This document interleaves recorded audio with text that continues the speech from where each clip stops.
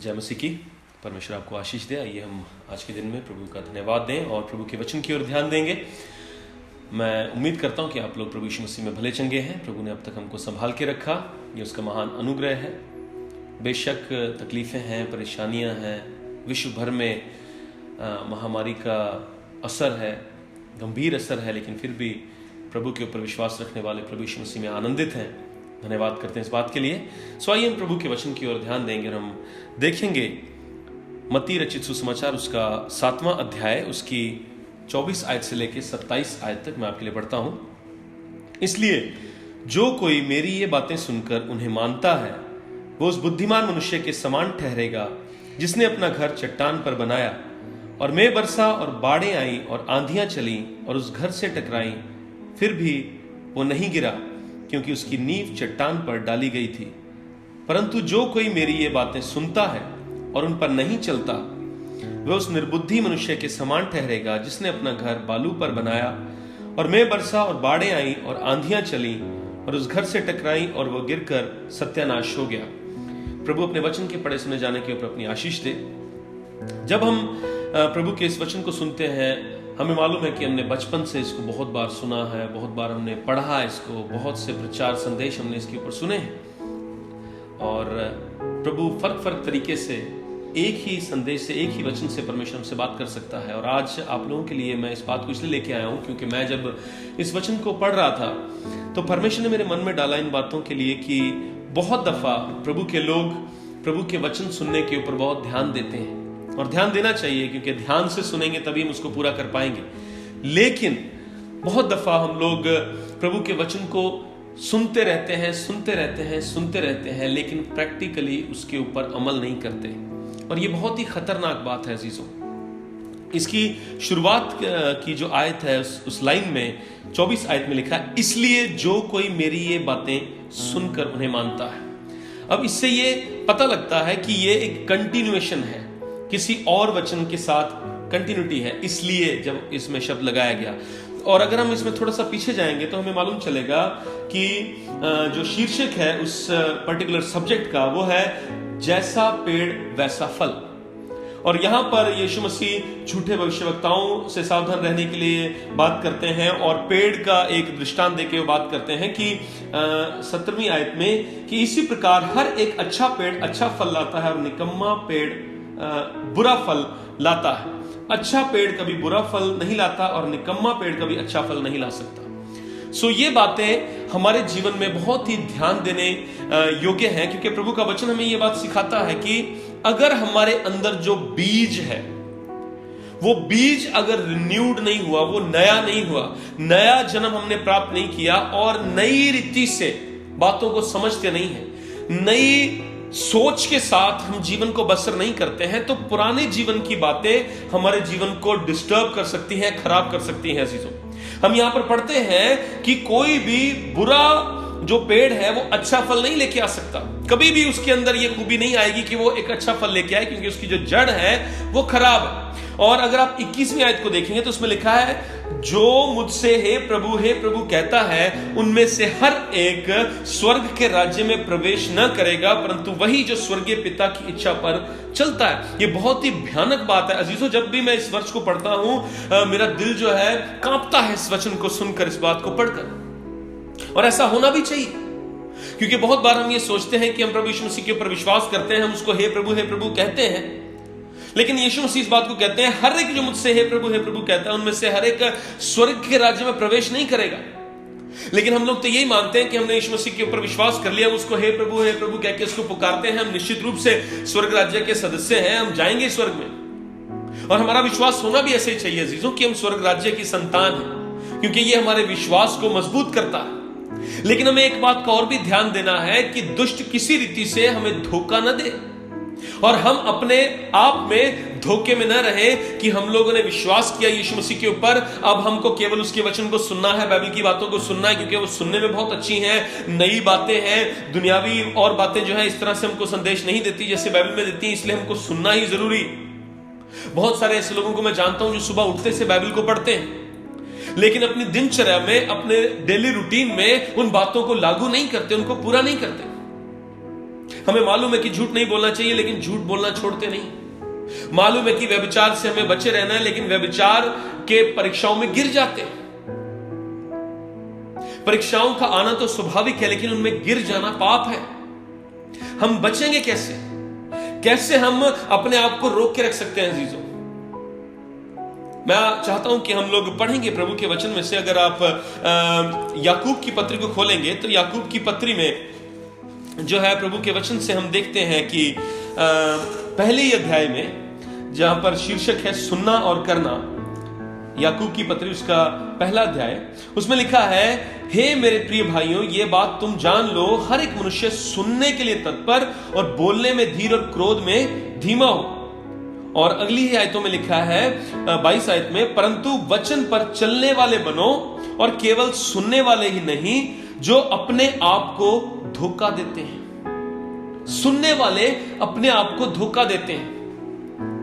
यह इनकम्प्लीट बात है। सुनना भी जरूरी है, लेकिन सुनने वाले अपने आप को धोखा देते हैं, क्योंकि सिर्फ सुनने वाला हमें नहीं बनना। जब मैं इस वचन के ऊपर मनन कर रहा था, गौर कर रहा था, तो मुझे याद आया मरियम और मार्था की कहानी। जब यीशु मसीह के घर में जाते हैं, मार्था जो है सेवा टहल में लगी हुई है, लेकिन मरियम यीशु मसीह के चरणों में बैठकर उसके उपदेश को सुन रही है। और मार्था जो है इस बात के लिए कहती है कि हे यीशु, देख, इसको ध्यान नहीं है कि मेरे साथ मदद करे, मेरी मदद करे घर का कामकाज पूरा करने में और खाना बनाने में। लेकिन यीशु मसीह उससे कहते हैं, हे मार्था, तू बहुत सी बातों की चिंता करती है, लेकिन मरियम ने एक उत्तम भाग को चुना है। और उत्तम भाग क्या है कि वो सुन रही थी यीशु मसीह को। और सुनना भी एक उत्तम भाग है। यीशु मसीह की बातों को सुनना एक उत्तम भाग है अजीजों। इस बात को कभी भी झुटलाया नहीं जा सकता। लेकिन एक बात और भी जो ध्यान देने योग्य है, वो ये है कि केवल सुनना हमारे जीवन में बदलाव को नहीं लेके आएगा। सुनने से हम क्या करते हैं, इसमें आगे लिखा है याकूब की पत्री में, क्योंकि जो कोई वचन का सुनने वाला हो और उस पर चलने वाला ना हो, तो वह उस मनुष्य के समान है जो अपना स्वाभाविक मुंह दर्पण में देखता है। सोचिए, हम जब उठते हैं, जब हम अपने बाल संवारते हैं, नहा धो के आते हैं, हम मिरर देखते हैं, हम आईना देखते हैं, शीशे में अपने आप को देखते हैं और हमें मालूम चल जाता है कि हम कैसे दिखाई देते हैं। और ये होना चाहिए, क्योंकि उसी से हमको मालूम चलेगा कि हम लोगों के सामने जो है जा सकते हैं उस रूप के साथ कि नहीं, हम कैसे दिखाई देते हैं। हमको खुद को सेटिस्फेक्शन हो जाती है कि मेरे बाल ठीक बने हुए, मेरा चेहरा ठीक ठाक है, सब कुछ हमें मालूम चल जाता है। लेकिन अजीजों, जब उस दर्पण को देखने के बाद हम चले जाते हैं, तो लिखा है, बाइबल में लिखा है, इसलिए कि वह अपने आप को देखकर चला जाता है और तुरंत भूल जाता है कि वो कैसा था। जब तक हम आईने को देखते हैं, तभी तक हम अपनी शक्ल को भी जानते हैं कि हम कैसे दिखाई देते हैं, लेकिन जब हम निकल जाते हैं तो तुरंत भूल जाते हैं कि हम कैसे दिखते हैं। हमें अपना चेहरा परफेक्टली याद नहीं रहता अजीजों। हम जब तक आईने में देखते हैं, हमें वो ध्यान रहता है, एक इमेज हमारे अंदर बन जाती है, लेकिन हमें यह मालूम नहीं चलता कि उसके बाद जब हम जाते हैं तो हमारे बाल हवा से कैसे उड़ गए हैं और हमारे चेहरे पे क्या दाग है, कैसे जो है सूरज के कारण जो है स्किन का कलर चेंज हो गया, हम नहीं देख पाते उसको। जब तक आईने के सामने रहेंगे, तब तक ही हम जो है अपने चेहरे को देखते रह सकते हैं और मालूम रहेगा कि हम कैसे दिखाई देते हैं। और प्रभु के वचन में लिखा है कि परमेश्वर का वचन हमारे लिए एक आईने के समान, एक दर्पण के समान है, जो हमें हमारी दशा दिखाता है।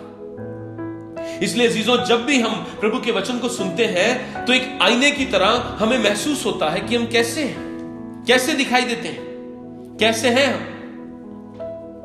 25वें आयत में लिखा है, पर जो व्यक्ति स्वतंत्रता की सिद्ध व्यवस्था पर ध्यान करता रहता है, वह अपने काम में इसलिए आशीष पाएगा कि सुनकर भूलता नहीं, पर वैसा ही काम करता है। जब हम प्रभु के वचन को सुनते हैं अजीजों, और उसको याद रखते हैं और उसको प्रैक्टिकली काम में लेके आते हैं, तो अपने हर एक काम में आशीष को पाते हैं। और इसलिए पाते हैं क्योंकि हम प्रभु के वचन को सुनने के बाद भूलते नहीं। लेकिन जो केवल सुनता है, ईमान रखा प्रभु यीशु मसीह के ऊपर, और हम विश्वास करते हैं कि मैं प्रभु का वचन सच्चा, हम विश्वास करते हैं कि यीशु मसीह प्रभु है, उसके वचन को सुन लेते हैं, लेकिन दुनिया की भीड़ में जाके भूल जाते हैं कि हमने क्या पढ़ा था, हमने क्या सुना था, व्यवहार में नहीं लेके आते प्रभु के वचन को। तो अजीजों, ये बहुत ही दयनीय स्थिति है। दुष्ट हमें अर्थात प्रभु के लोगों को बहका लेता है और हम धोखे में रहते हैं। लेकिन परमेश्वर हमें धोखे में रखना नहीं चाहता अजीजों। परमेश्वर चाहता है कि हम एक फलदायक जीवन को जिए। कितने ऐसे लोग हैं आज विश्व भर में जो मिलना चाहते हैं, संगतियों में इकट्ठा होना चाहते हैं, लेकिन सरकार की हिदायतें हैं और जो सोशल डिस्टेंसिंग है और जितने भी रूल्स एंड रेगुलेशंस हैं कि हम इकट्ठे नहीं हो सकते, उन बातों को मद्देनजर रखते हुए हम दूरी बनाए रखना चाहते हैं। इकट्ठे नहीं हो सकते, संगतियां नहीं हो पा रही हैं, लोग मिलजुल नहीं पा रहे हैं। और ऐसी स्थिति में क्या करें? घर पे बैठ के प्रभु के वचन को पढ़ते हैं, लेकिन अजीजों परमेश्वर ने हमको ये समय दिया। अंतिम दिन है, अंतिम समय। न जाने आने वाले दिन कितने भयंकर हो सकते हैं, कितने भयानक हो सकते हैं। पता नहीं लोगों के माइंडसेट कैसा शिफ्ट लेंगे, कैसी सोच हो जाएगी आने वाले दिनों में लोगों की। दूसरों के साथ, अपने रिश्तेदारों के साथ कैसे व्यवहार करेंगे, अपने परिवार वालों के साथ कैसे व्यवहार करेंगे। लोग अपने ही परिजनों की डेड बॉडीज को ग्रहण नहीं करना चाहते इस डर के मारे कि न जाने हमें कोरोना ना हो जाए। और गवर्नमेंट और हॉस्पिटल स्टाफ जो है वो संस्कार करता है, आखिरी समय में भी उनसे मिल नहीं पाते। लोगों की सोच, जिनसे वो इतना प्रेम करते हैं, घर के सदस्य हैं, उनसे दूरी कायम हो गई। और न जाने इन बातों का प्रभाव साइकोलॉजिकली लोगों के ऊपर कैसा पड़ेगा, आने वाला टाइम कैसा हो सकता है, हम नहीं जानते। लेकिन इतना जरूर जानते हैं कि दिन बुरे होंगे, दिन भयंकर होंगे। कैसे स्थितियां लोगों के जीवन में आएगी, कैसी परिस्थितियां आएंगी, हम क्या करेंगे? हम लोग जो प्रभु यीशु मसीह के वचन को पढ़ते हैं, सुनते हैं, जानते हैं कि आने वाले दिन भयंकर होंगे, हमें किस तरह की तैयारी आज करनी चाहिए? हमने बहुत बार प्रभु के वचन को सुना है अजीजों, सुनते हैं और पढ़ते भी हैं, लेकिन मजा केवल इस बात में नहीं है कि हम प्रभु के वचन को सुन रहे हैं। उत्तम भाग है प्रभु के वचन को सुनना, उसके उपदेश को लेना, लेकिन सर्वोत्तम बात क्या है? सर्वश्रेष्ठ, सर्वोत्तम परमेश्वर के साथ चलना सबसे उत्तम बात है। यीशु मसीह कहता है, मेरा जुआ ले लो, सरल है, सहज है, उसका बोझ उठाना सहज है। क्योंकि यीशु मसीह एक दीन आत्मा है, पवित्र आत्मा एक दीन आत्मा है। सोच के देखिए अजीजों कि परमेश्वर हमसे कितना प्यार करता है। हमारी कमियों के बावजूद उसने हमको ग्रहण किया हुआ है।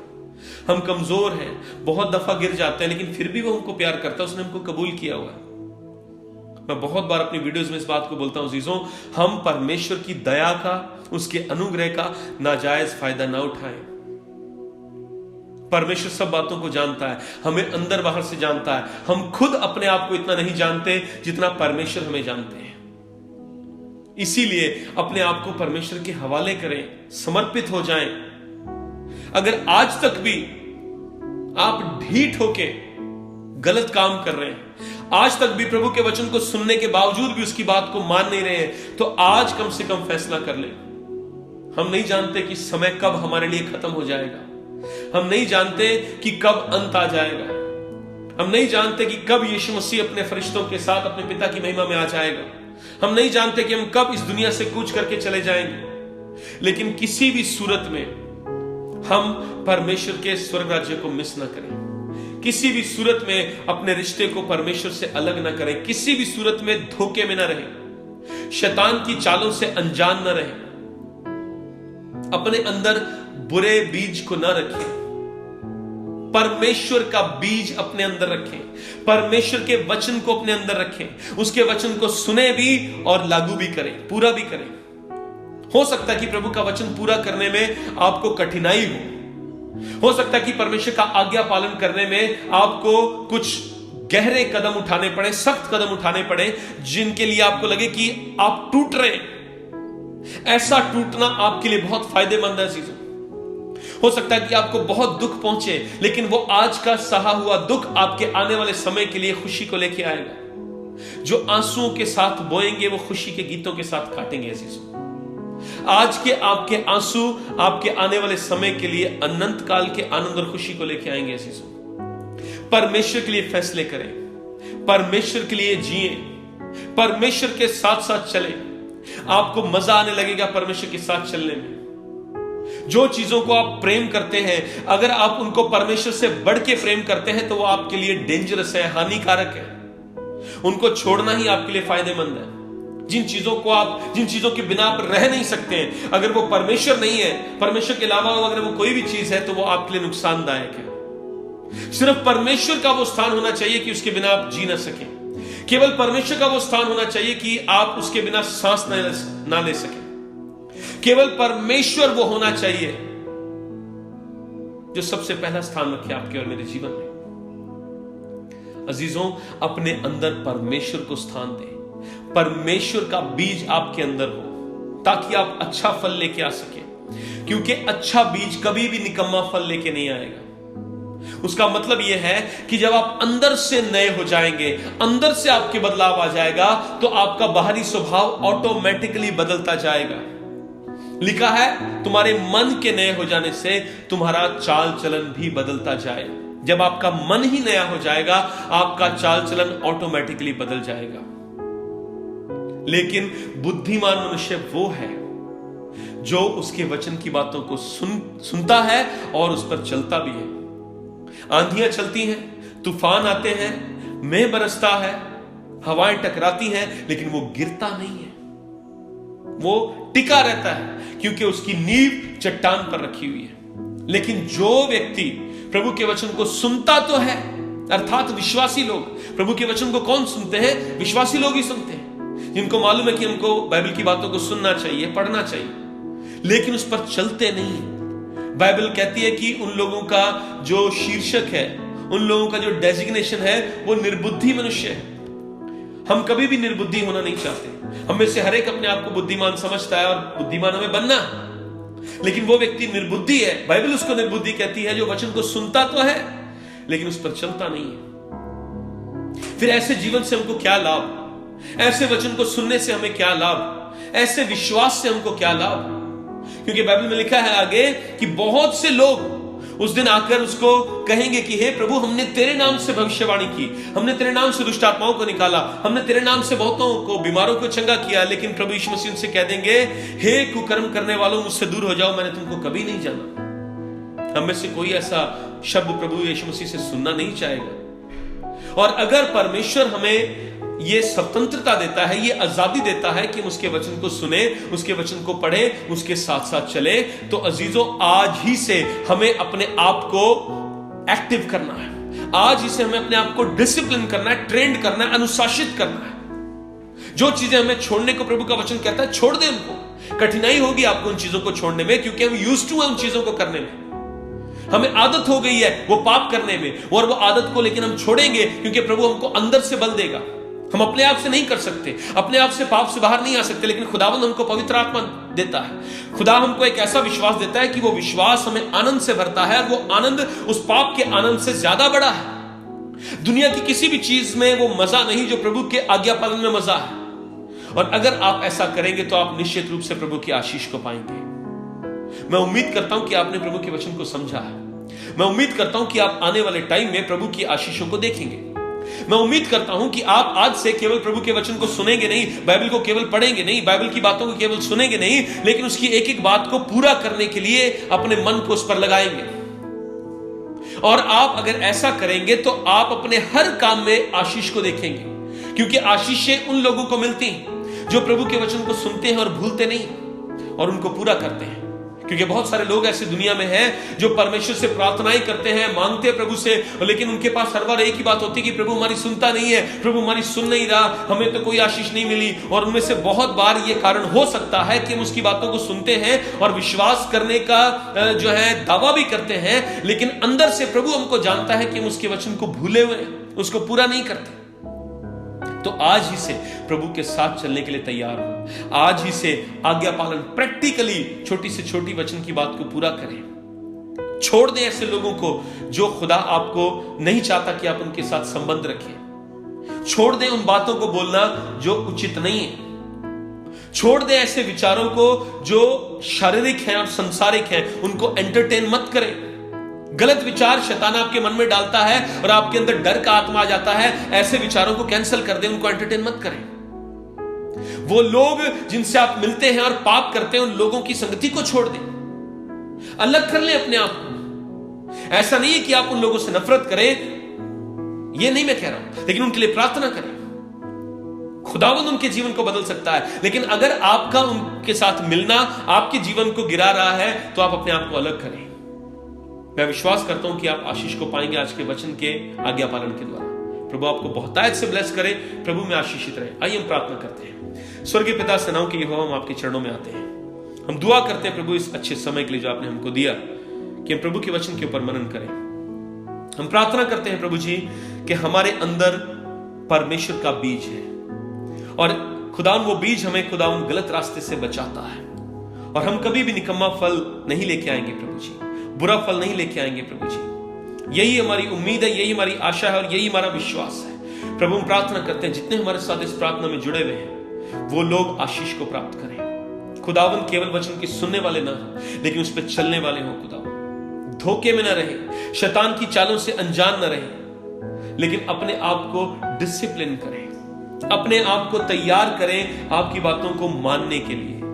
और केवल ये ना सोचे कि हम बाइबल को सुनते हैं, बाइबल को पढ़ते हैं, गीतों को गाते हैं, केवल इसी धोखे में ना रहें। केवल यही ना सोचे कि हम प्रभु यीशु मसीह के नाम से भविष्यवाणी कर रहे हैं, बीमारों को चंगा कर रहे हैं, और अपने आत्मिक जीवन को इवैल्यूएट करने में चूक जाए। ऐसा ना होने पाए प्रभु जी। जैसे पौलुस कहता है कि कहीं ऐसा ना हो कि मैं लोगों को तो सिखाऊं और खुद उन बातों में गिर जाऊं और चूक जाऊं। ऐसा कभी ना होने पाए प्रभु जी। आपके लोग बुद्धिमान हो जाएं प्रभु जी, और आपकी महिमा के पात्र बने प्रभु जी। हम आपका धन्यवाद करते हैं, आपका शुक्र करते हैं प्रभु कि आप हमारे पिता और हम आपके बच्चे हैं। सारा आदर आपको देते हैं, और इस दुआ को प्रभु यीशु मसीह के जीवित और पवित्र नाम से मांगते हैं। आमीन। प्रभु आपको आशीष दे।